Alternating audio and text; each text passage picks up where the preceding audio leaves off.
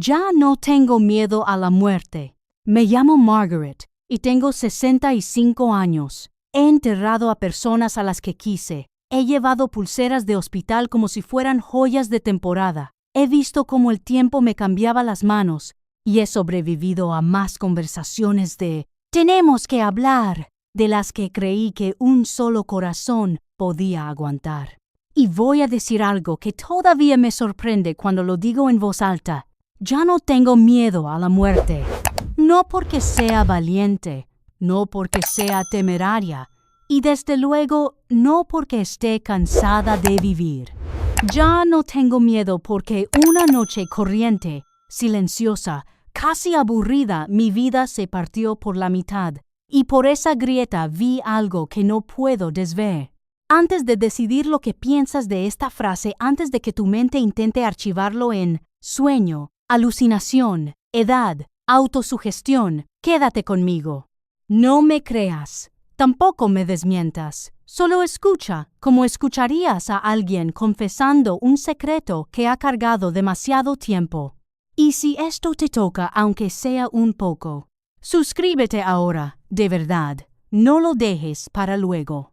Dale a me gusta y activa la campanita, porque si te interesa este tipo de historias, el algoritmo no te las va a volver a enseñar por magia. Y comenta, estoy aquí para saber que estás conmigo, porque la verdad es que yo tenía miedo de la muerte de una forma que me daba vergüenza. No en público. En público yo era la mujer que llevaba bandejas de comida, la que mandaba tarjetas de pésame con letra bonita, la que decía lo correcto en el momento correcto, la persona en la que los demás se apoyaban porque siempre parecía fuerte. Podía estar junto a un ataúd sin temblar. Podía abrazar a una amiga que lloraba y mantener mi voz firme. Pero por la noche, cuando la casa se quedaba muda, el miedo venía como una marea.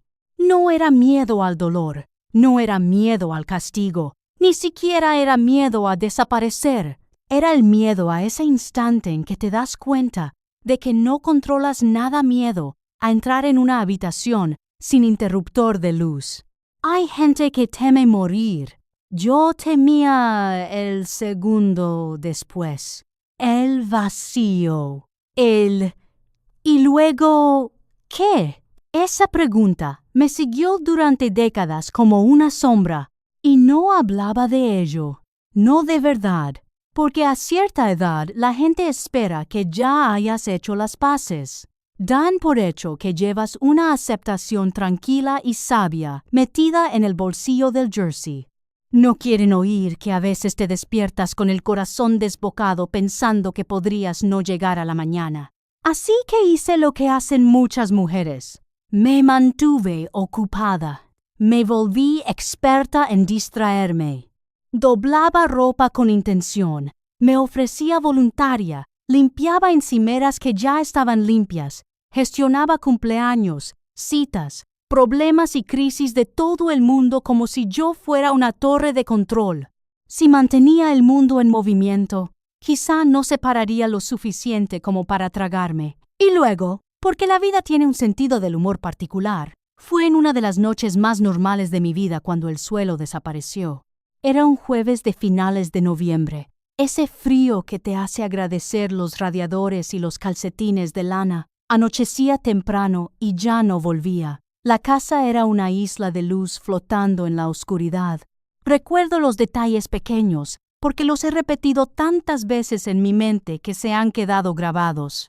Recuerdo el sonido del lavavajillas zumbando en la cocina, el olor a jabón de limón en las manos, la lámpara del salón formando un charco cálido de luz sobre la alfombra y dejando las esquinas en sombra.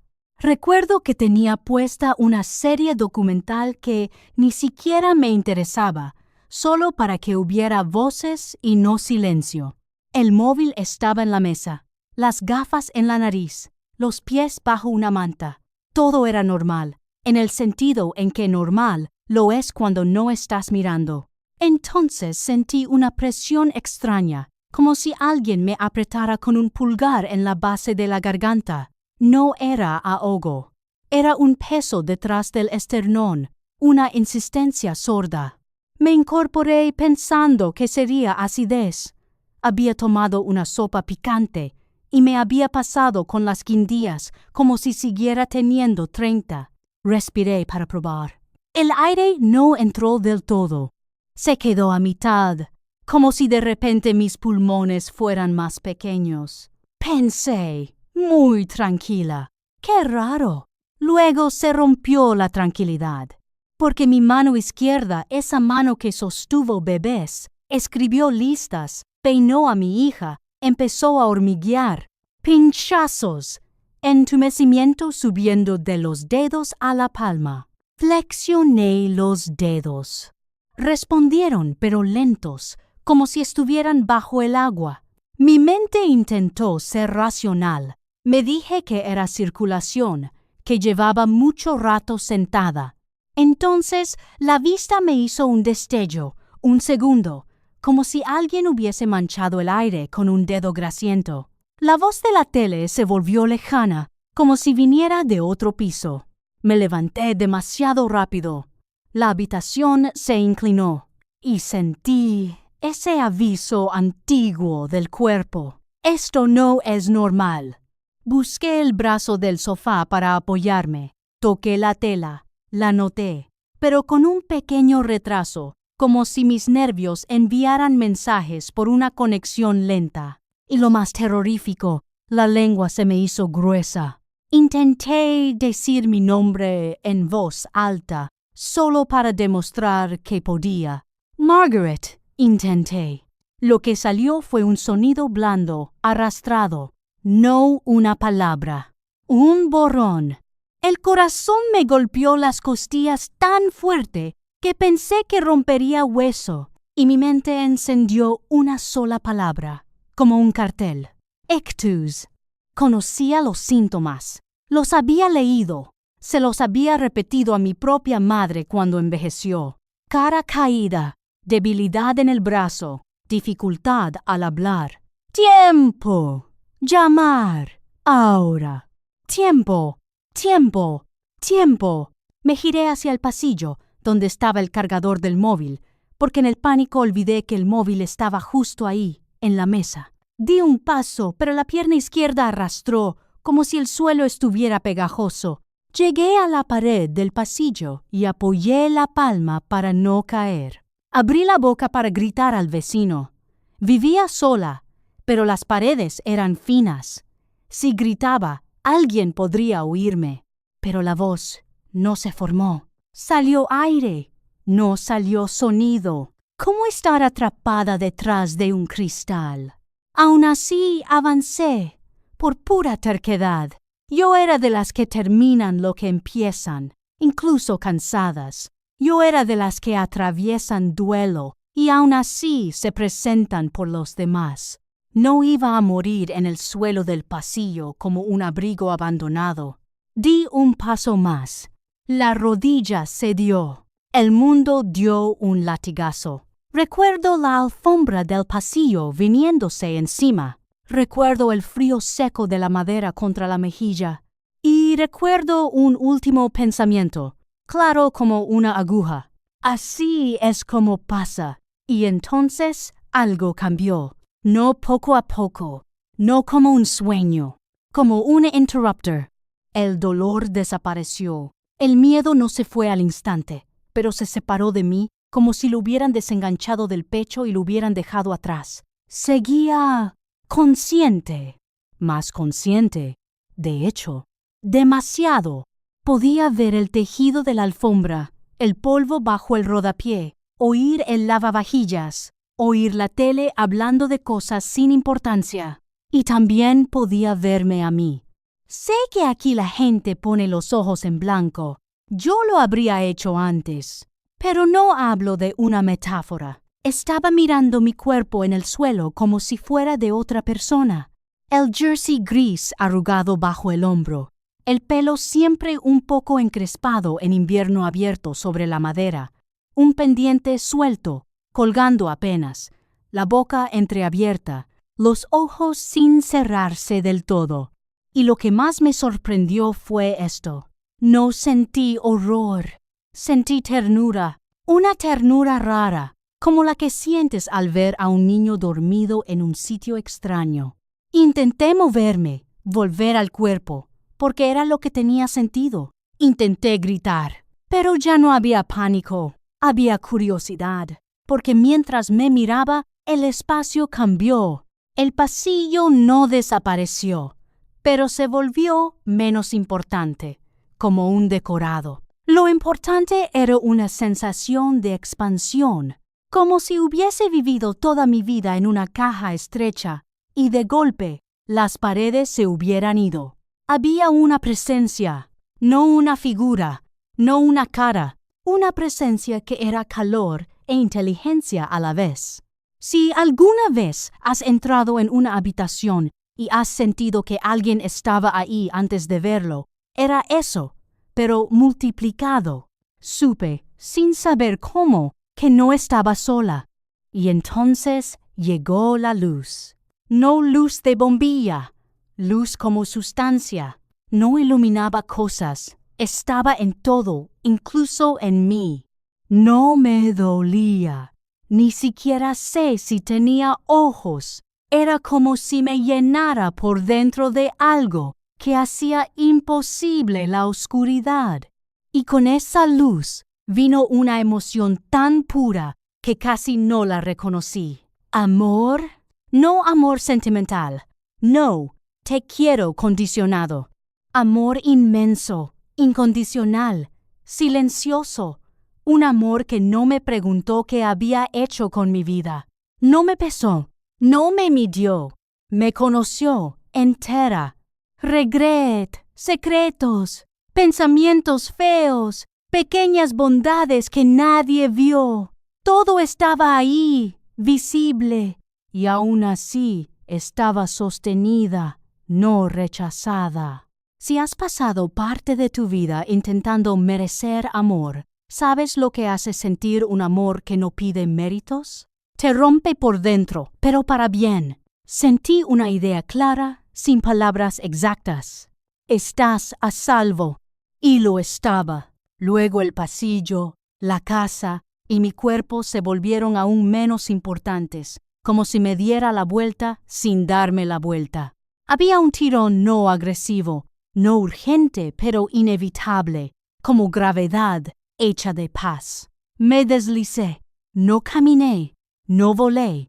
Me deslicé como una hoja sobre agua tranquila. La oscuridad no era negra, era terciopelo, suave, como la sombra detrás de los párpados cuando te estás quedando dormida. Entonces aparecieron puntos de luz, no estrellas lejanas, luces cercanas, como faroles en niebla, y supe que no eran objetos. Eran conciencias, presencias. A medida que me acercaba, esas luces se volvían familiares, como oír una canción que no escuchas en décadas y de repente recordar el estribillo entero. Una luz se acercó y sentí un golpe de reconocimiento tan fuerte que casi dolió. Mi madre. Mi madre murió cuando yo tenía 42. Cáncer de mama que avanzó demasiado rápido. Una habitación de hospital llena de flores que se marchitaron antes que ella. Yo sosteniéndole la mano, prometiendo que estaría bien, mintiendo porque no podía imaginar estar bien. Y allí estaba. No como al final, no con olor a hospital, no con el cansancio de los últimos días. Era ella, su esencia, como cuando yo era niña y enterraba la cara en su jersey y me sentía en casa. No la vi como una foto, pero la reconocí más allá de la vista. Y cuando se acercó, sentí algo como un abrazo sin brazos, un envolvimiento, calor alrededor de mi conciencia y un mensaje simple. Ay, cariño, solo eso. 2 palabras, con todo dentro. Quise hablar, quise pedir perdón por las veces que fui impaciente cuando ella estaba enferma. Quise decirle que la eché de menos. Quise preguntar 1000 cosas. Pero las palabras no hacían falta. Ella sabía, yo sabía, todo lo que creemos que hay que decir en vida ya estaba entendido. Otra presencia llegó, y también la reconocí. Mi hermano, David, murió joven, con 27, accidente de coche en una noche de lluvia. Volvía de casa de un amigo, la radio puesta, sin cinturón, por esa imprudencia típica de los jóvenes. Recuerdo la llamada, el grito de mi madre, la sensación de que el mundo se partía. David estaba allí como una energía brillante, traviesa, con ese exceso de vida que siempre tuvo. Y lo primero que me transmitió fue humor, como si sonriera. Y algo en mí, que llevaba décadas apretado, se aflojó, porque mi duelo se basaba en una suposición, que él se había ido a la nada. Y no, estaba vivo de otra manera. Y hubo más. Mi abuela, una amiga, incluso un vecino de mi infancia que me daba caramelos en Halloween y murió cuando yo tenía 10. Alguien en quien no pensaba desde hacía años hasta ese instante. Era como si el universo dijera, ¿ves? No estás sola, nunca lo estuviste. Me sentí abrumada, no por tristeza, sino por una reverencia que me hacía querer arrodillarme, aunque no tuviera rodillas.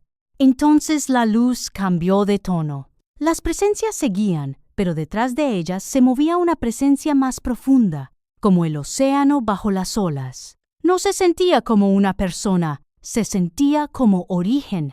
Me cuesta decir Dios, porque esa palabra viene con discusiones, heridas y orgullo. Pero si Dios significa la fuente del amor, la inteligencia detrás de la vida, lo que hace que exista lo que existe, entonces sí, era eso. Y cuando me di cuenta, me volví transparente, no expuesta en vergüenza, sino vista con una claridad que hace imposible mentir.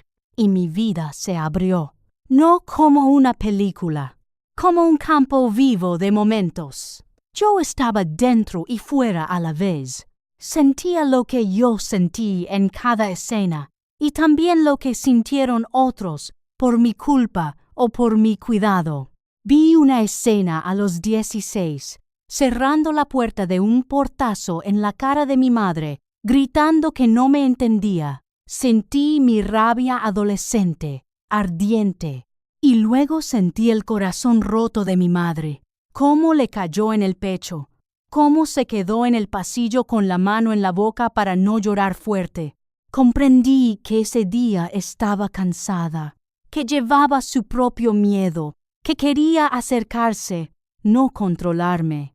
Vi una escena a los 35 en un aparcamiento, hablando mal a una cajera lenta.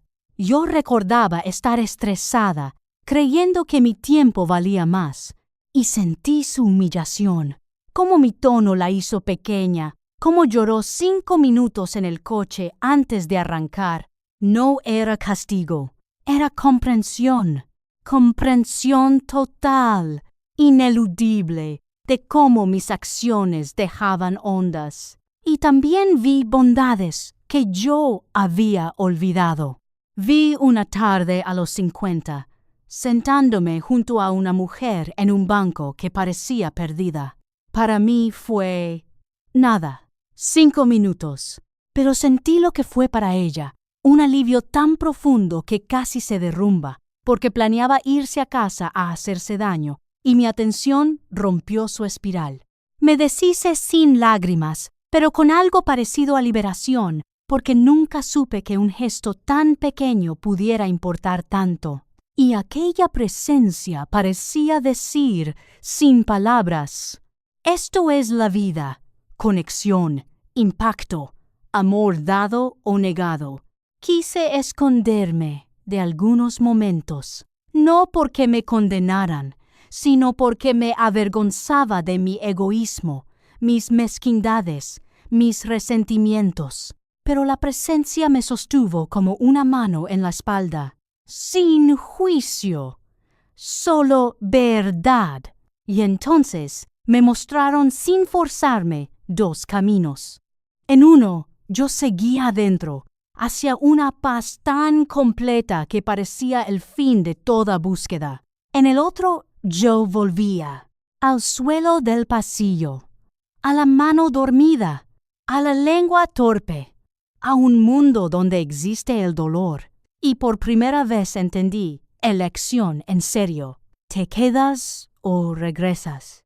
Voy a ser honesta. Lo primero que sentí fue ganas de quedarme, porque ese amor era más real que cualquier cosa que yo hubiese tocado en la tierra. Era casa, de una forma que no sabía que llevaba toda la vida echando de menos. Y entonces apareció otra imagen. Mi hija, Claire, 40 años, su vida, sus hijos, sus miedos. Pero en ese momento era mi bebé, la niña que se metía en mi cama con tormentas y me pegaba los pies fríos en las piernas. La vi recibiendo una llamada diciendo que su madre había muerto sola en el pasillo. Sentí el golpe en su pecho. Sentí la culpa que cargaría. ¿Por qué no la llamé más? ¿Por qué no fui el fin de semana pasado? Y sentí algo peor. El miedo que mi muerte podría sembrar en su forma de vivir. No quería eso para ella. Así que pedí, con intención, ¿puedo volver? La respuesta llegó instantánea. Sí. Y con ella, otra sensación suave pero firme. Recuerda. No. Recuerda las luces. No. Recuerda el túnel. Recuerda la verdad. Y la fuerza se invirtió. La luz se afinó como si saliera de agua caliente a aire frío. Las presencias no se fueron, solo se alejaron, como familias saludando desde un porche mientras tú te vas. Sentí el peso regresar, y luego, como estrellarme contra una puerta cerrada, volví. Dolor en el hombro y la mejilla, garganta ardiendo. Corazón disparado. Escuché un sonido horrible y húmedo que era un jadeo. Aire entrando como el primer aliento. Intenté mover el brazo izquierdo. Un temblor. Intenté hablar. Un graznido. Y sí. El miedo volvió, pero ya había cambiado algo. Había un centro tranquilo dentro, como una semilla de aquella luz plantada profundo. Arrastré la mano derecha por el suelo hasta tocar la pata de la mesa. El móvil estaba encima. Ahora lo veía, a centímetros, burlándose de mí. Tiré de la mesa con uñas y todo. Me acerqué como un animal herido y logré tirar el móvil al suelo. Cayó. La pantalla se encendió. Gracias a Dios. Con manos torpes pulsé el botón de emergencia. Lo había configurado tras la muerte de mi madre. Por miedo. ¡Curioso! El miedo te hace preparar el momento en que finalmente llega. La operadora contestó. Emergencias. ¿Qué ocurre? Intenté hablar. La lengua seguía fallando. Pero hice sonidos. Creo que di la dirección. Creo que dije ictus. Mi voz no parecía mía. La operadora me mantuvo hablando, algo extraño cuando no controlas la boca. Minutos después, oí golpes en la puerta, voces, mi vecino Frank gritando mi nombre. Luego paramédicos, luces fuertes, manos frías, manguito de tensión apretando demasiado, una voz calmada. Señora, míreme, quédese conmigo. Lo está haciendo muy bien. Me levantaron en camilla. Me sacaron a la noche. Recuerdo el cielo de invierno, negro, con una estrella brillante entre ramas desnudas. Y pensé, con claridad, me fui y volví. En el hospital hubo pruebas, escáneres, palabras técnicas. Fue un IT, un mini ictus y un problema de ritmo cardíaco que llevaba años ahí. Ha tenido suerte, dijo el médico. Yo no sabía si eso era suerte.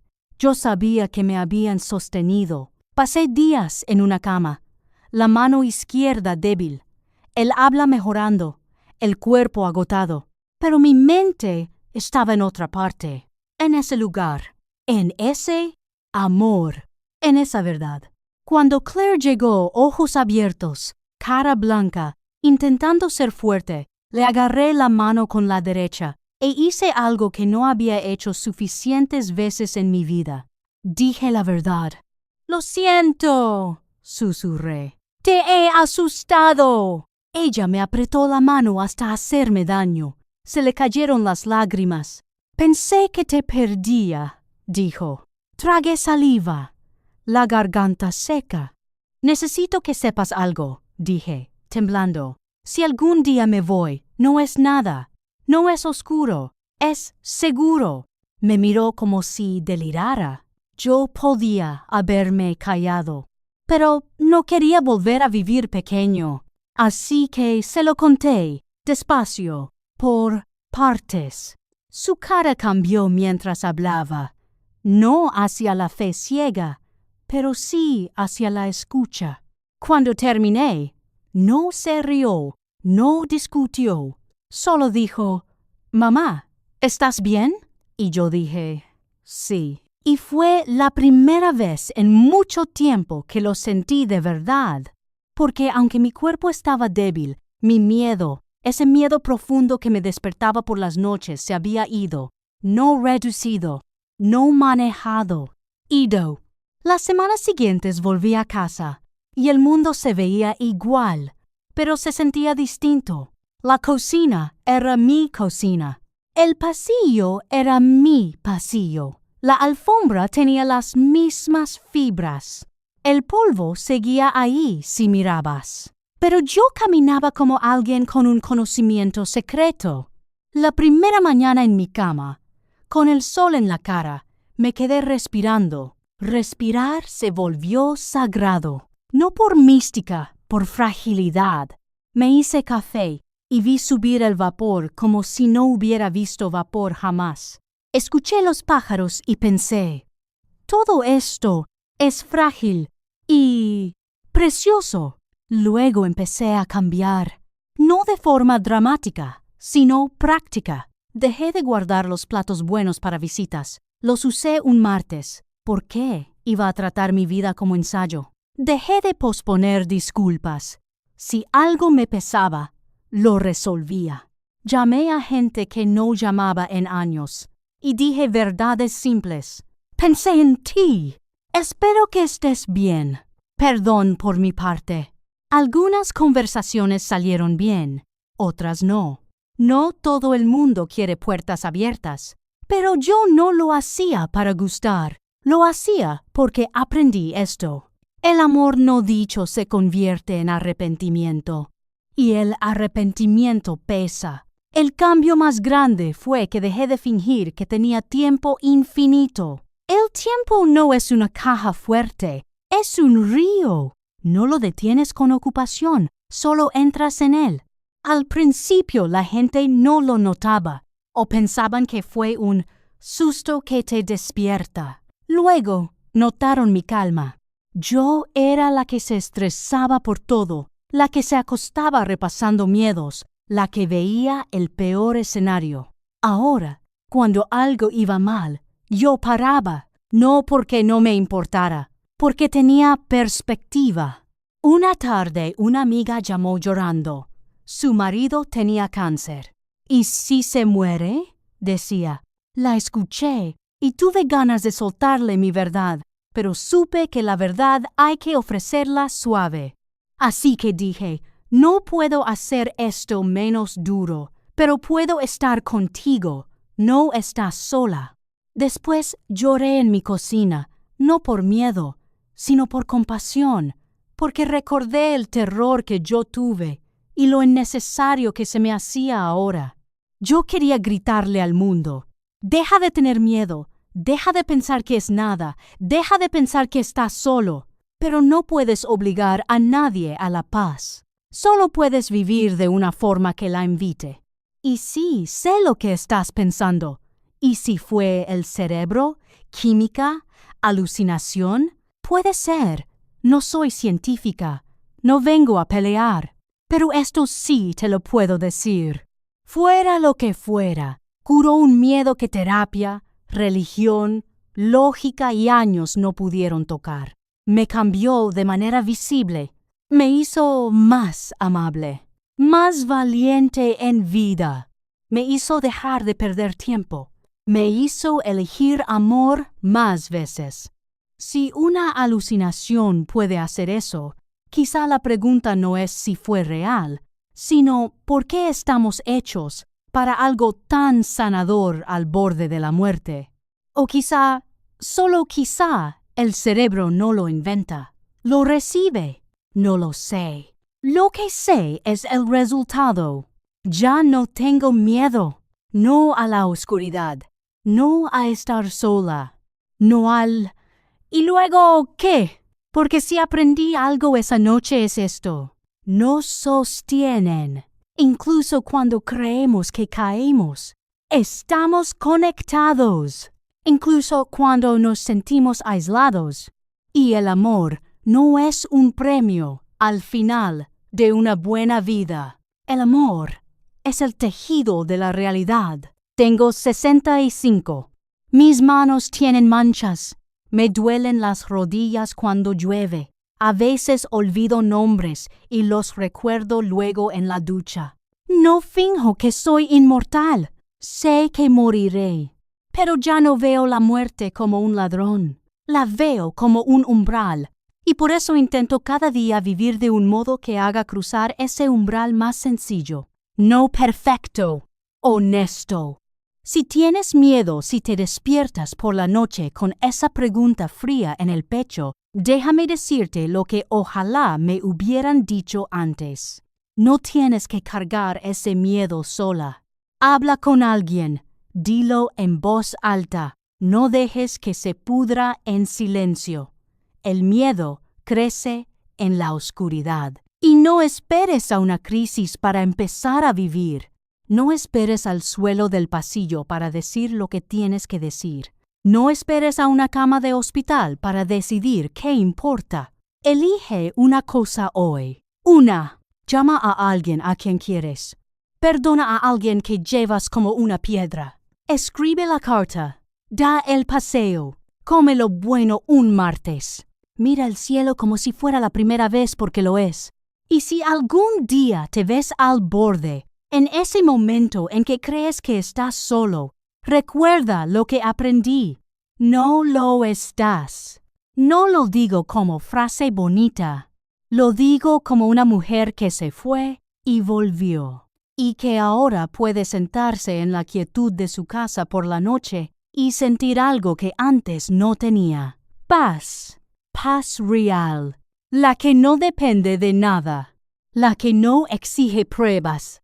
La que se parece a estar en brazos de algo inmenso. Por eso ya no tengo miedo a la muerte.